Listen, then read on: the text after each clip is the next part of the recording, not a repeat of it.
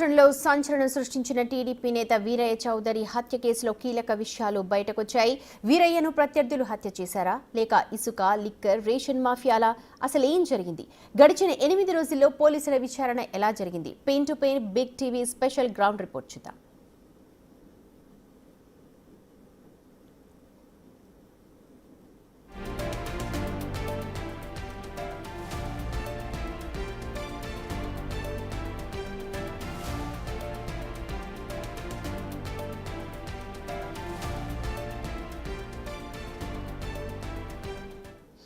April 22న ఒంగోలులో పాత బైపాస్ రోడ్డు వెంట ఉన్న తన టీడీపీ కార్యాలయంలోనే దారుణంగా హత్యకు గురయ్యారు వీరయ్య చౌదరి.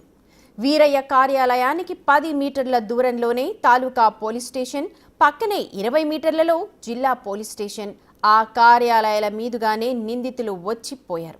ఒక స్కూటీ, మరొక బైక్పై 4 నిందితులు బ్యాగ్లో ఆయుధాలు పెట్టుకుని నేరుగా వీరయ్య కార్యాలయంలోకి ప్రవేశించారు.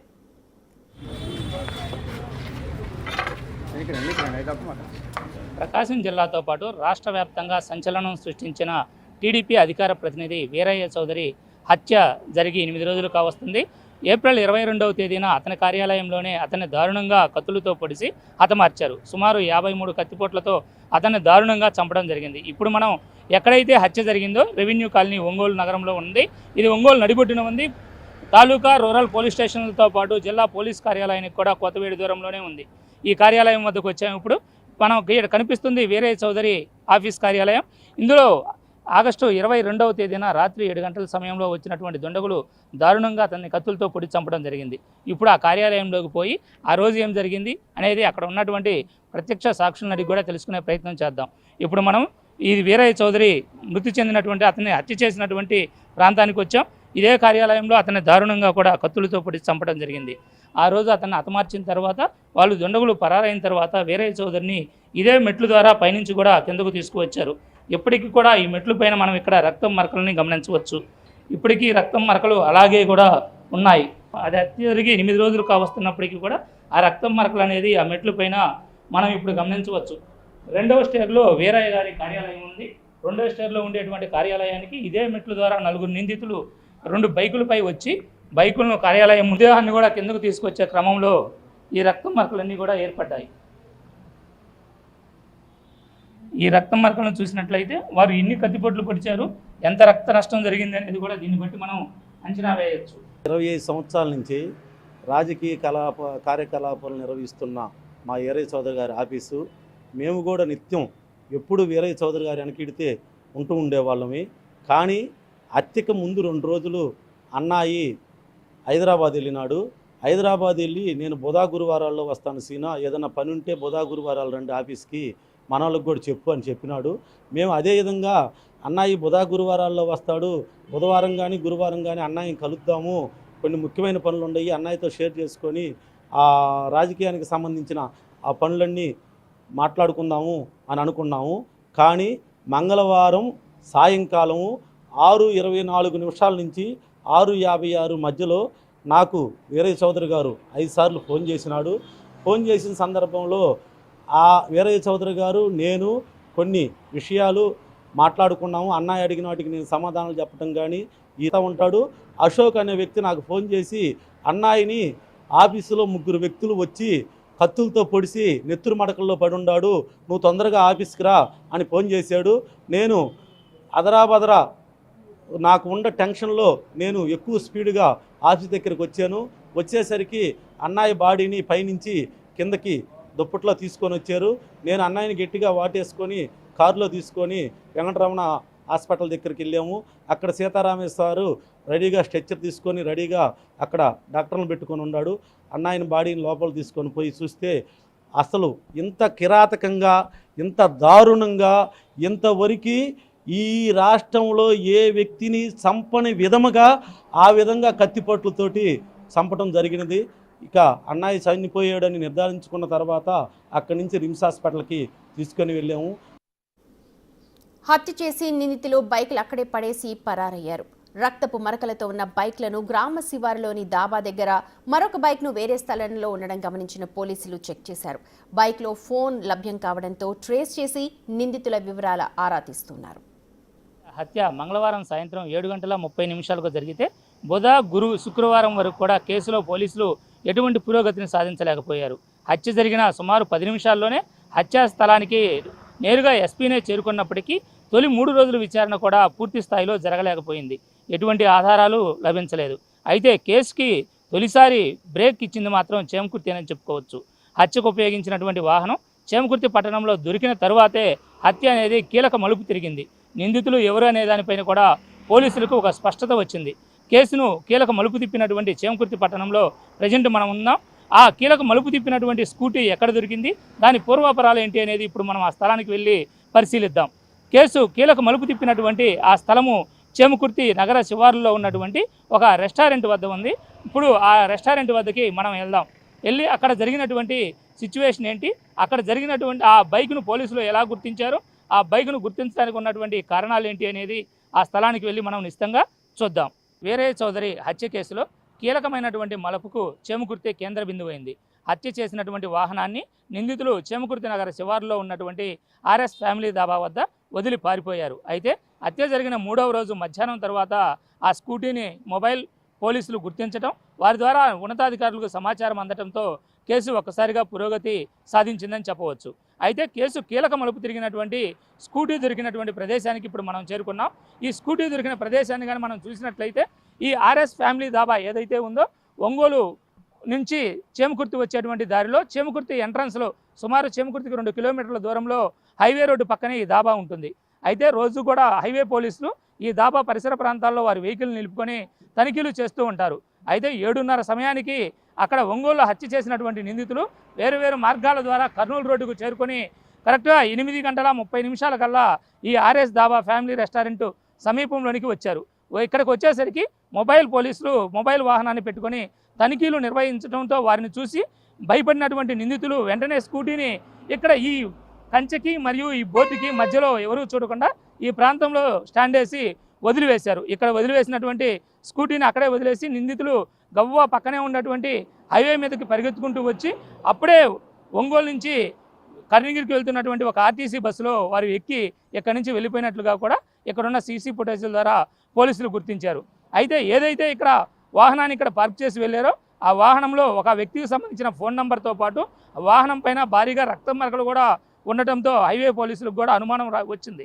అయితే వాహనం నిండా ఉన్నటువంటి రక్తం మరకలు ఎవరి అనేది కూడా ఇప్పటికే ల్యాబ్కు పంపించి పరీక్ష చేయిస్తూ ఉన్నారు. అయితే హత్య చేసిన నిందితులకు ఏమైనా గాయాలయ్యాయా, ఆ గాయాలకు సంబంధించినవా రక్తం మరకలు, లేక వారు సంచిలో తీసుకొస్తున్నటువంటి కత్తులకు సంబంధించిన రక్తం మరకలు అనేది కూడా విచారణలో తేలాల్సి ఉంది.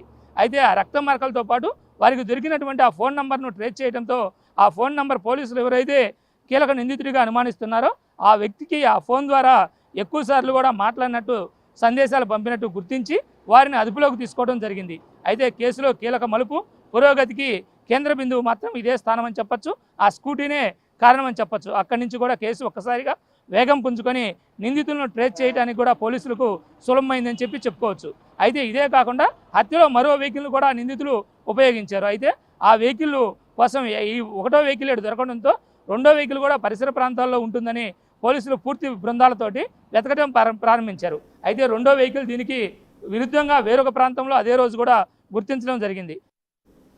హత్య జరిగిన రోజు వీరయ్యతో కలిసి ఉన్న మరొక సన్నిహితుడు ఘటనా స్థలానికి ఎలా చేరుకున్నాడు, అసలు ఆ రోజు ఏం జరిగింది చూద్దాం. వీరయ్య చౌదరిని దారుణంగా హత్య చేసినటువంటి 4 నిందితులు హత్య తర్వాత 2 బైకులపై పరారయ్యారు.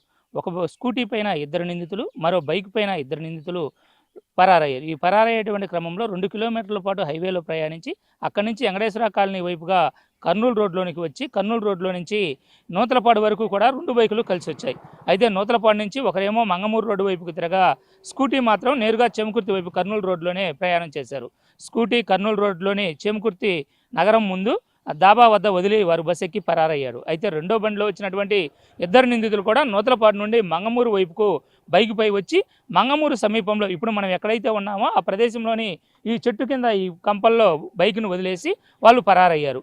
అయితే మొదటి స్కూటీ దొరికిన తర్వాత రెండో వెహికల్ కూడా దొరకచ్చు అనేటువంటి అన్వేషించినటువంటి పోలీసులకు అన్వేషించగా 25వ తేదీ సాయంత్రం ఈ మర్రిచెట్టు సమీపంలో కాలువ వద్ద ఈ రెండవ మోటార్ సైకిల్ కూడా దొరికింది. అయితే ఈ రెండవ మోటార్ సైకిల్లో ఎటువంటి ఆనవాళ్ళు అయితే దొరకలేదు. నిందితులు అయితే మాత్రం ఆ మోటార్ సైకిల్ నాడు వదిలేసి పరారయ్యారు. అయితే ఇక్కడ గమనించవలసిన విషయం ఏంటంటే మనం సీసీటీవీ ఫుటేజ్లో కానీ గమనించినట్లయితే ఈ రెండు బైకుల పైన వెంకటేశ్వర కాలనీ వరకు హైవేలో వచ్చినటువంటి వారికి దారి చూపించే విధంగా ఒక కారు ముందు పోవటం మనం సీసీ ఫుటేజ్లో గమనించవచ్చు. కారు ఏదైతే ఉందో వారికి వెంకటేశ్వర కాలనీలో నుండి నేరుగా వారిని కర్నూలు రోడ్లో హైవే వరకు పెర్నమెట్ట వద్దకు తీసుకురావడానికి కూడా ఆ కారు ముందు దారి చూపిస్తూ వచ్చింది. అయితే ఆ కారు నూతలపాడు వరకు వచ్చి తర్వాత ఈ బైకుని ఇక్కడ పడేసిన తర్వాత ఈ ఇద్దరు నిందితులు కూడా కారులో ఎక్కి పరారై ఉంటారని చెప్పి ఇప్పటికే పోలీసులు కూడా ఒక నిర్ధారణకు వచ్చారు. కారులో నుంచి పరారైనటువంటి ప్రధాన నిందితుడు ఎవరైతే ఉన్నారో అతని ఫోను ఆ రోజు వైజాగ్లో స్విచ్ ఆఫ్ కావడంతో అదే కారులో వారు వైజాగ్ కూడా పోయి ఉండొచ్చు అని కూడా పోలీసులు అనుమానిస్తున్న పరిస్థితి ఉంది. అయితే రెండు ద్విచక్ర వాహనాలు అయితే దొరికాయి కానీ కారు ఆజూకీ మాత్రం ఇంతవరకు లభ్యం కాలేదు. అయితే రెండవ ద్విచక్ర వాహనం దొరికినటువంటి ఈ ప్రదేశం మాత్రం నిర్మానుష్యమైనటువంటి ఈ ప్రదేశం. ఈ ప్రదేశానికి వాళ్ళు వచ్చారు అంటే వాళ్ళు స్థానికంగా ఈ గ్రామాల గురించి అవగాహన కలిగిన వాళ్ళేనని చెప్పి పోలీసులు కూడా ఒక నిర్ధారణకు వచ్చినట్లు తెలుస్తుంది. దీనికి సంబంధించి ఎస్పీ కూడా స్వయంగా తానే బైక్ పైన ఈ ప్రాంతాలన్నింటినీ కూడా గాలించి వీటి కోసం ఎతుకులాట జరగడం కూడా జరిగింది. అయితే ఈ ప్రదేశంలో ఎటువంటి సీసీ కెమెరాలు కానీ ఎటువంటి ఆనవాళ్ళు కానీ ఈ ప్రదేశంలో లేవు కాబట్టి ఆ బైకుని ఇక్కడ వదిలేసిన విషయం కూడా 3 రోజుల పాటు ఎవరూ గుర్తించలేకపోవడానికి ఒక కారణమైంది. ఏది ఏమైనా నిందితులు పరారీలో ఉన్నటువంటి నిందితుల్లో ఈ రెండో వెహికల్ పైన వచ్చినటువంటి నిందితులు మరియు ఆ కారులో ఉన్నటువంటి వ్యక్తులు మాత్రం ఇంతవరకు పోలీసులకు ట్రేస్ కాలేదు. వాళ్ళు దొరికితేనే కేసు చిక్కుముడి కూడా పూర్తిగా వీడుతుందని చెప్పచ్చు. ఇది ప్రస్తుతం ఇక్కడ ఉన్నటువంటి తాజా పరిస్థితి. ఈ రెండో వెహికల్ దొరికినటువంటి ప్రాంతంలో వెహికల్ని అయితే పోలీస్ స్టేషన్ నుంచి నేరుగా ఎస్పీ ఆఫీస్కు తరలించారు. ఈ వెహికల్కి సంబంధించినటువంటి వివరాలను కూడా పోలీసులు సేకరిస్తున్నట్లు తెలుస్తుంది. అయితే ఈ ఘటన సమాచారాన్ని అందుకున్న పోలీసులు అక్కడికి చేరుకున్నారు. అప్పటికే వీరయ్య చికిత్స పొందుతూ మృతి చెందగా పలువురు నేతలు ఆయన మృతదేహానికి నివాళులు కూడా అర్పించిన విషయాన్ని చూశాం. జిల్లా ఎస్పీ పోలీసు సిబ్బందితో సమావేశాన్ని ఏర్పాటు చేశారు. నిందితులను పట్టుకోవాలని చెప్పి ఇప్పటికే ఆదేశాలు జారీ చేశారు. దాదాపు 12 బృందాలు ఇప్పుడు దర్యాప్తులో పాల్గొన్నాయి. అనంతరం హత్య జరిగిన స్థలాన్ని కూడా వాళ్ళు పరిశీలించారు. హంతకులను పట్టుకొని కఠినంగా శిక్షిస్తామని కుటుంబ సభ్యులకు అటు పార్టీ శ్రేణులు కూడా భరోసా ఇచ్చారు. మృతదేహాన్ని పోస్ట్ మార్టంకి తరలించారు. నుంచి కూడా వీరయ్య చౌదరి హైదరాబాద్ నుంచి వచ్చిన సమయం నుంచి కూడా అతనితో పాటు ఉన్నటువంటి వ్యక్తి కూడా మనతో పాటు ఉన్నారు. ఆ రోజు ఏదైతే హత్య జరిగిన రోజు మధ్యాహ్నం నుంచి కూడా వీరయ్య చౌదరి గ్రామంలో కానీ టీడీపీ ఆఫీస్ కార్యాలయాల్లో కానీ ఉన్నారు. ఆ రోజు ఎటువంటి కార్యక్రమాలు జరిగినాయి అనేది అడిగి తెలుసుకుందాం. సార్, ఆ రోజు వీరయ్య చౌదరి గారు హైదరాబాద్ నుంచి వచ్చిన తర్వాత సాయంత్రం ఈ ఇన్సిడెంట్ జరిగే వరకు ఎక్కడెక్కడ ఉన్నారు ఏంటి?